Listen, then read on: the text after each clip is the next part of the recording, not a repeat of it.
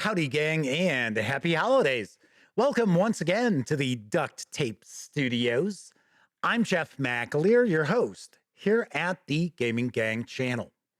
Thanks for joining me once again. Today, I am going to take a first look and unbox Holler, an Appalachian Apocalypse from Pinnacle Entertainment Group. This is written by Tim Early, Tracy Sizemore, and Shane Hensley, with artwork provided by Francesco Chiappara. Hopefully I came close with the pronunciation of that last name. This box set is available now. It carries an MSRP of $119.99.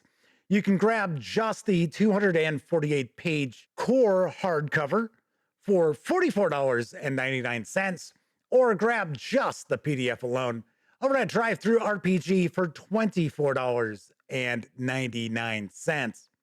All that said, let's swing on over to the other camera, because here I've got Holler, an Appalachian Apocalypse.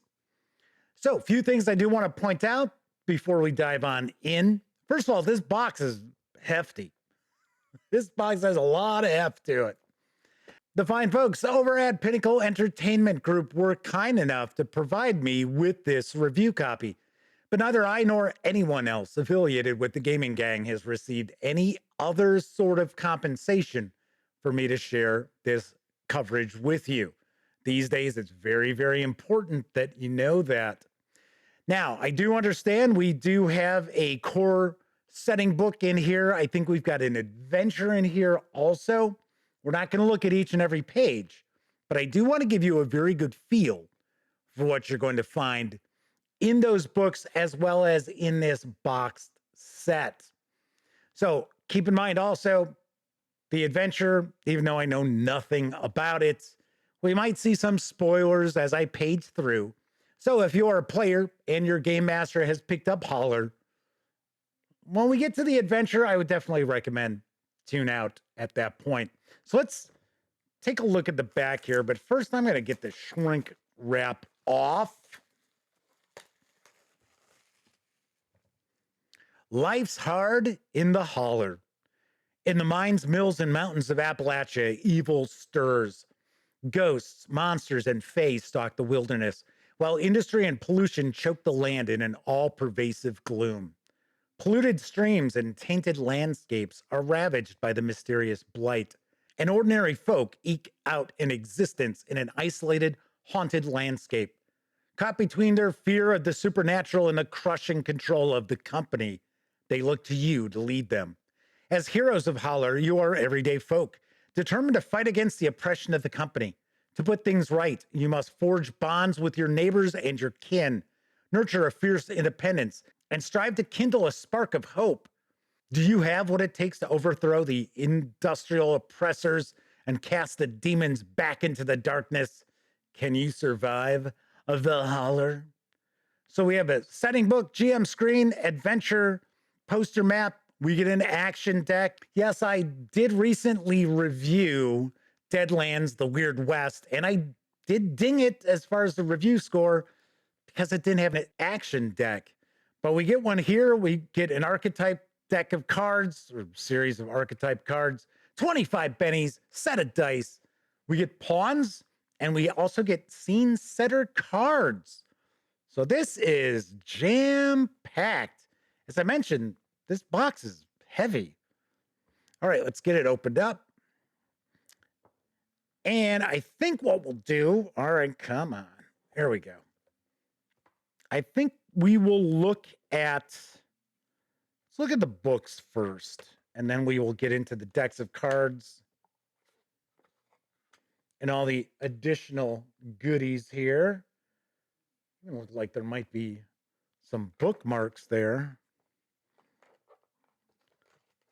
Just move these out of the insert. Here's our Game Master screen, so we'll be taking a peek at that.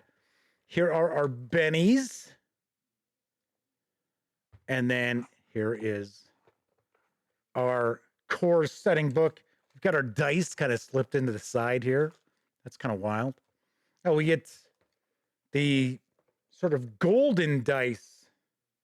I see these quite a bit. These are actually pretty cool. I like the color. It's kind of a honey color to them. Okay, so we've got our dice. So we've got our 4, our 6, our 8, our 10, our 12, and our 20-sided die.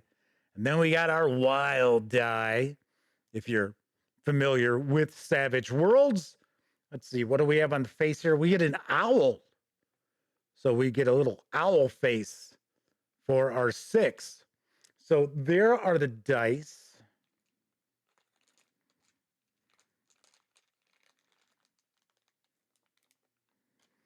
All right, so let's take a peek at the book here. So this is a genre which I refer to as hillbilly horror. And I do not mean any disrespect by using the phrase hillbilly. And people who would be considered hillbillies understand what hillbilly really is. And it is actually kind of a point of pride with many folk. But usually what we'll see in this sort of genre of role-playing game is that it's the backwoods. You're also looking at, usually it's kind of a mining area. And we have these, it's sort of folk horror. So we also get a little taste of the mythos with this kind of genre. And of course, not only do you have to concern yourself with these horrific supernatural entities, you also have the company to worry about. All right, let's dive on in. So here's our map. So I believe we are probably going to see this as our full color map that we've got. So it is created and written by Tim Early, designed for Savage Worlds by Tracy Sizemore and Tim Early. Additional material is Tracy Sizemore, Daryl Hayhurst, Shane Hensley, and Brian Hockavar. So just wanted to point that out because when I gave you the credits earlier, that was from DriveThruRPG. So I always notice they're a little bit different. So Holler is a game about labor conflict, Appalachian culture, and environmental apocalypse. The setting draws heavily from the folklore and history of the region, but the game is a mythical recreation, not a historically accurate one. I'm going to take a guess. This probably takes place early part of the 20th century, 1920s, 1930s, more than likely.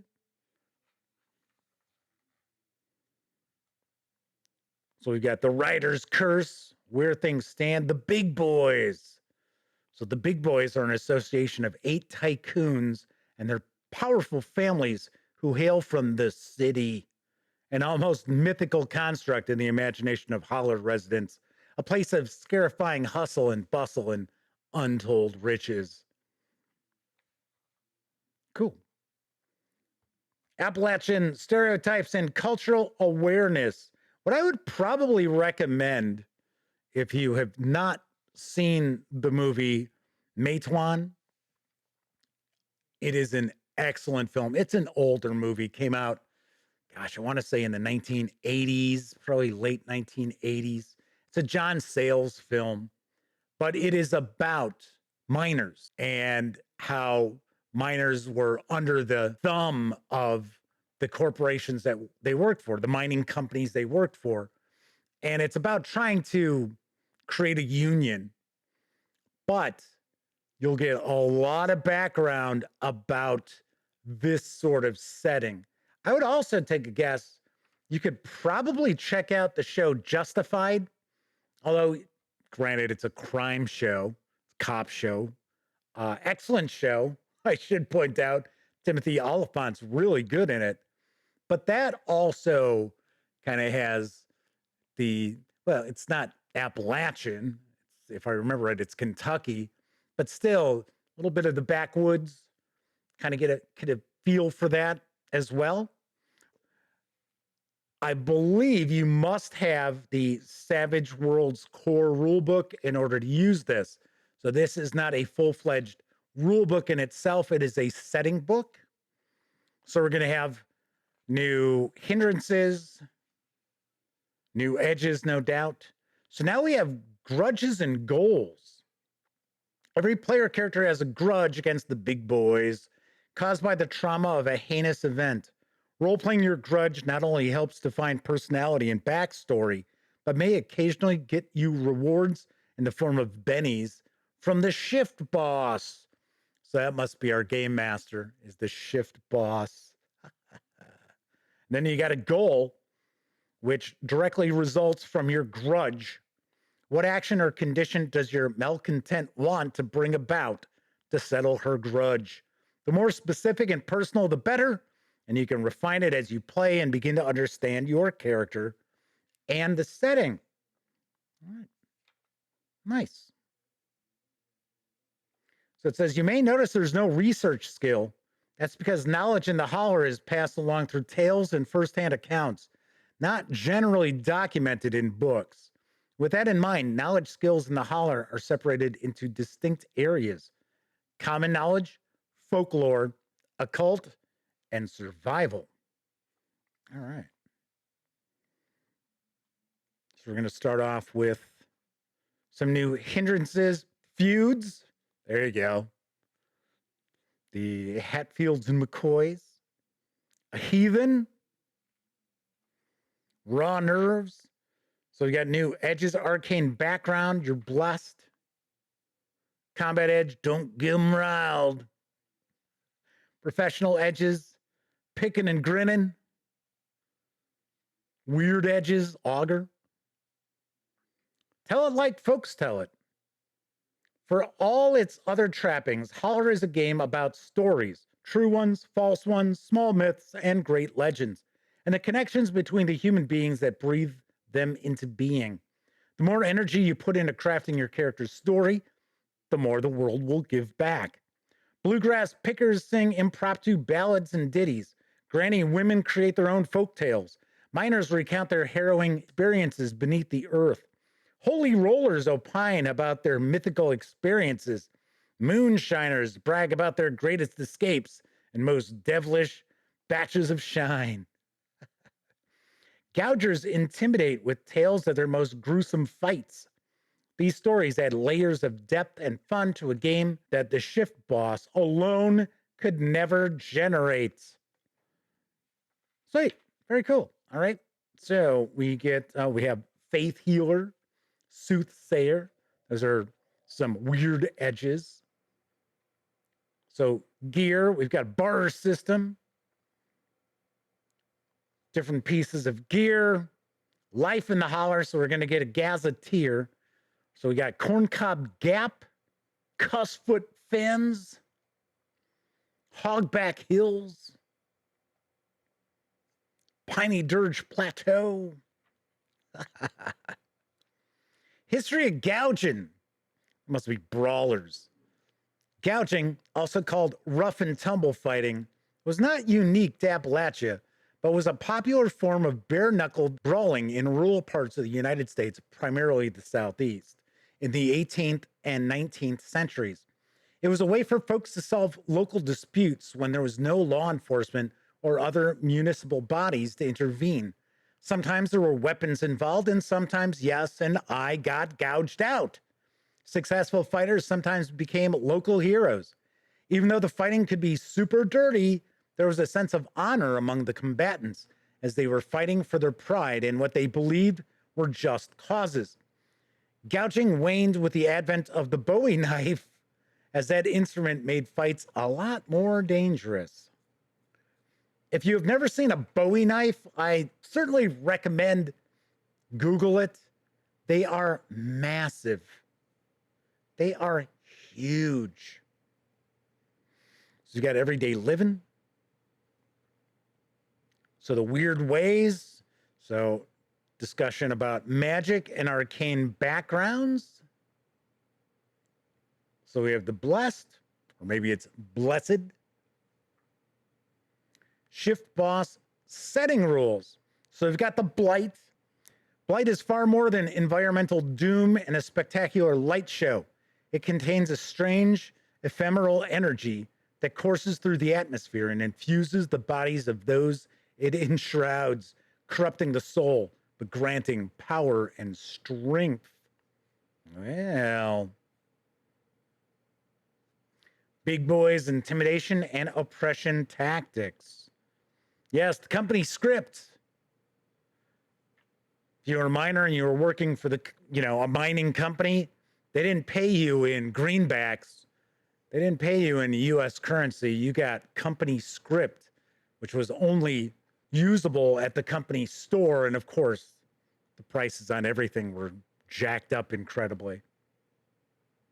All right, so we've got legend and truth. So this all looks like this is Game Master facing throughout this.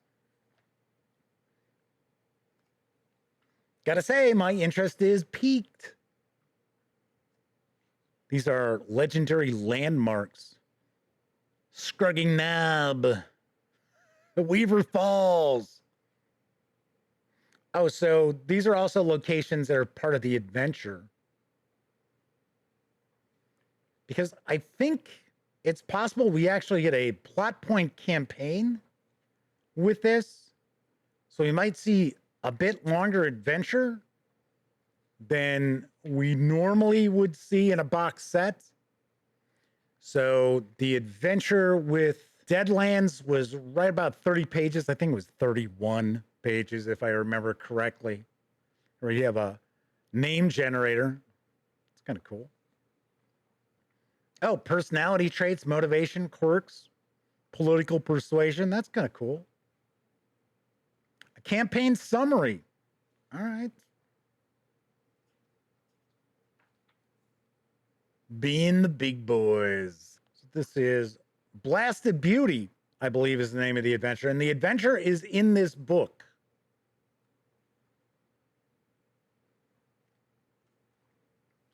So if you're not overly familiar with a plot point campaign, it's pretty similar to most adventure structures where we have different acts, and within the acts, you'll have various different scenes or encounters in those scenes. I have found that there is a bit of kind of a meta plot that does run with quite a few of the Savage World settings, which is fine with me. I like having that. And of course, as a game master, if you're not interested in a meta plot as far as your adventure campaign, you can just toss it out. So that looks like one of our critters, one of our baddies, maybe.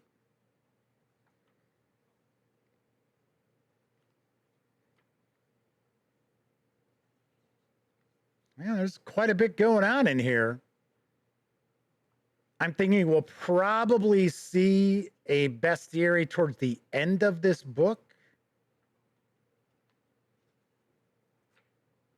So now this is Savage Tales. So I believe what we've got here are probably short encounters that you can plug in to various adventures or your campaign.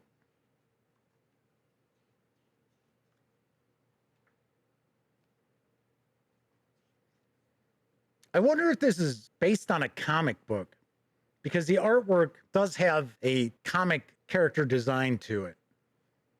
So I'm kind of curious. So here we have our bestiary. There we go. So we're going to get some important NPCs. Then we start getting into critters. The Green Man.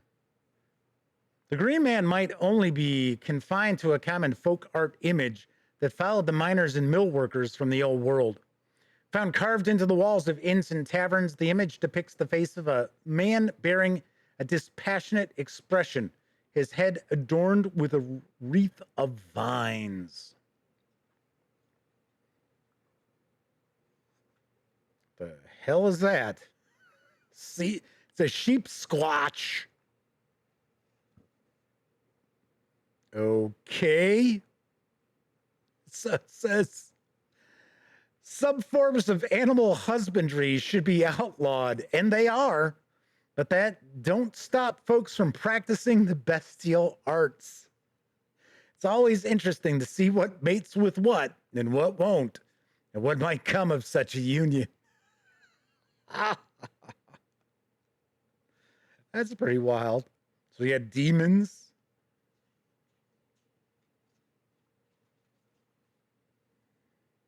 So I've got quite a few different demons here. The Fae. The Tommyknockers. Tommyknockers rule the underworld of Fayfall, from small hidey holes to expansive natural caverns. As evasive as they are larcenous by nature, Tommyknockers make their presence known by the absence of trinkets that catch their eye. Before they retreated to Fayfall with their brethren, they deeply fancied kitchen pots as headwear, collected quite a few, and have passed them down for generations. The pots are often too big for their heads, which makes for a rather comic bobbing about as they walk. But that humorous image belies their nature. Ooh, well. Seems like we got a lot of content squeezed into this book.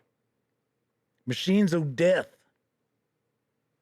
The Ashtown Driller, the Ashtown Picker, the Ashtown Rustic Bladed Machine. Is Ashtown kind of like Acme? All right, then we get an index and our character sheet. Very nice. Another look at that map there. So this is the setting book for Holler. Let's take a look at the Game Master screen.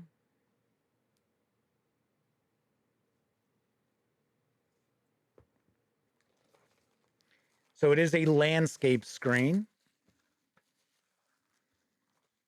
Aha. We've got another adventure. So we've got two tales. So we got essentially a plot point campaign inside the book. And then we have another booklet here with two more tales. You know what? Real quick, let's take a peek.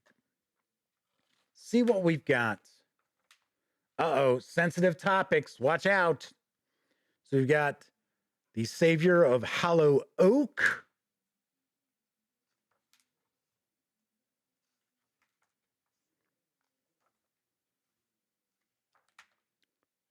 Oh, looks like this is pretty long.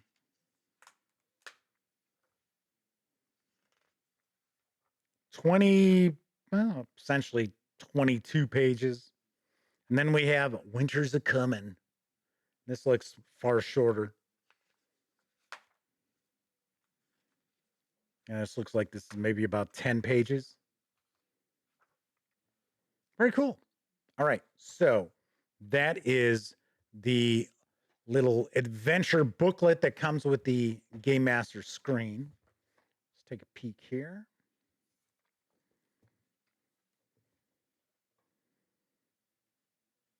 So that's the artwork that we've got.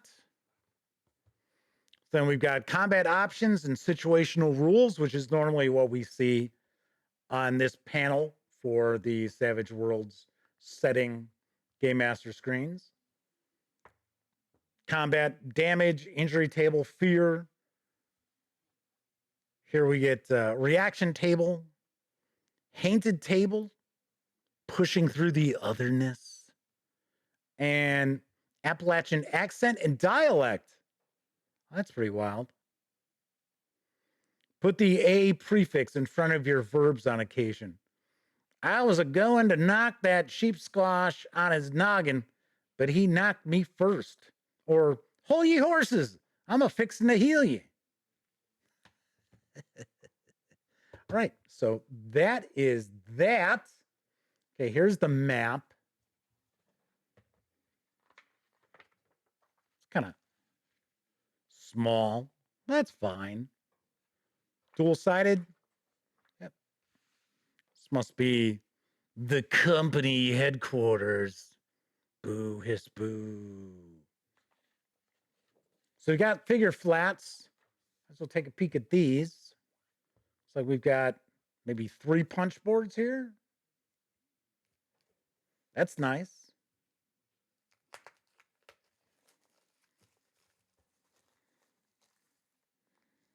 And of course, if you have the plastic stands, I would definitely recommend use plastic stands rather than these little paper standees.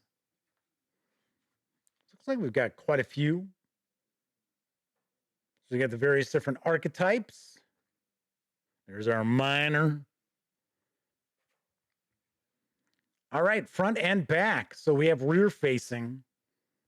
That's cool. I always like to see that with standees. Don't always see it, but I always like to see it. Then we get some of the critters and the weird machine.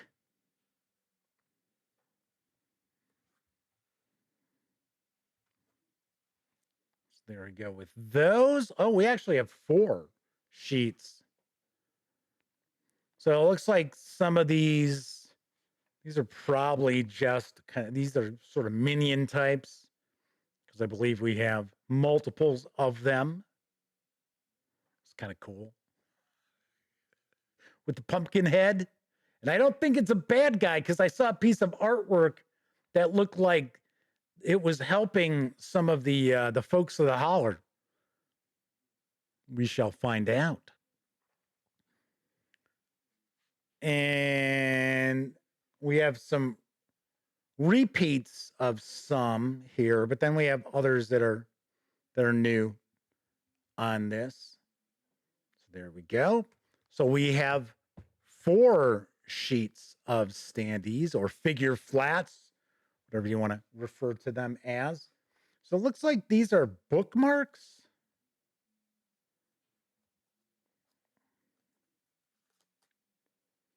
Oh, it's a painted table, but it is a bookmark. Looks like these are tables, maybe for your player characters to hang on to. So we've got common states, the painted table, injury table, and the raised calculator. Huh, okay. As I had mentioned before, this is just packed with goodies. Okay, so let's take a look at the bennies. And we'll keep looking at some of the cards in that. And as I pointed out before, these are pretty solid, pretty weighty. These feel a little bit lighter than the ones that were in the Deadlands. So we've got different artwork on these.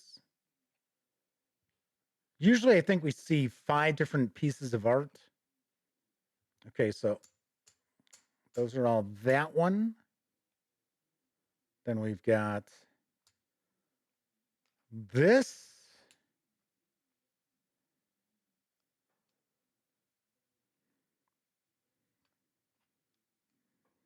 So it looks like it's artwork from the book. So we've got 25 bennies. So of course, we've got the 5 different pieces of art, and then we've got Holler on the back. So we've got those. We have our action deck. Very nice. The jumbo-sized action deck.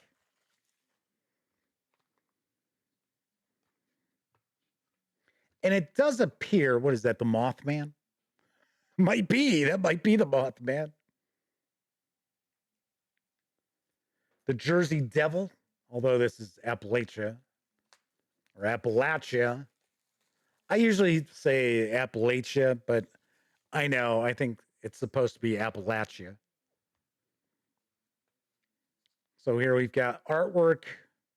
Not on all of them. It looks like just on the face cards.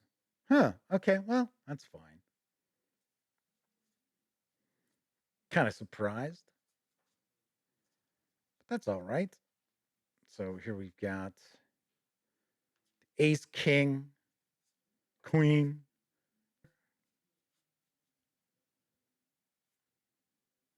And we see this is the same artwork that we've got on the figure flats. Then we got our two jokers. Oh, there we go. There's our character with the pumpkin head. And then a skeleton dancing around holding its head. So there we go. So if you are not overly familiar with Savage Worlds, of course, the action deck is utilized for your initiative and your initiative order. Depending on the game you might be playing, say, as an example, like Deadlands has more uses for the action deck. You can also use the action deck for chases. So now this is, I believe this is a set of scene setting cards is what it said on the back.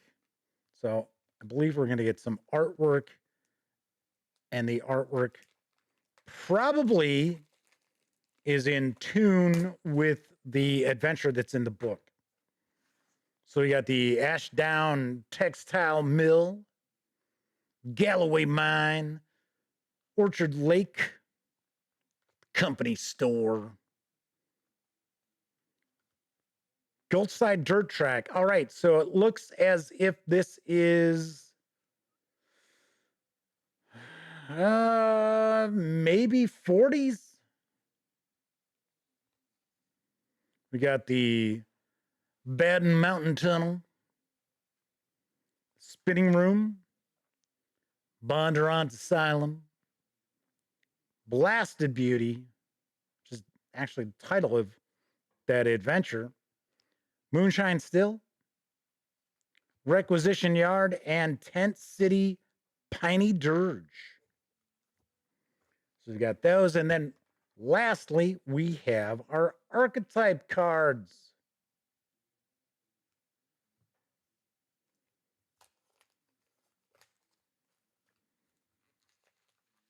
So these come in handy as far as if your players want to just play as an archetype, but also comes in really, really handy as far as with their own character creation, because they can kind of use these to gauge the type of character that they might be looking to create.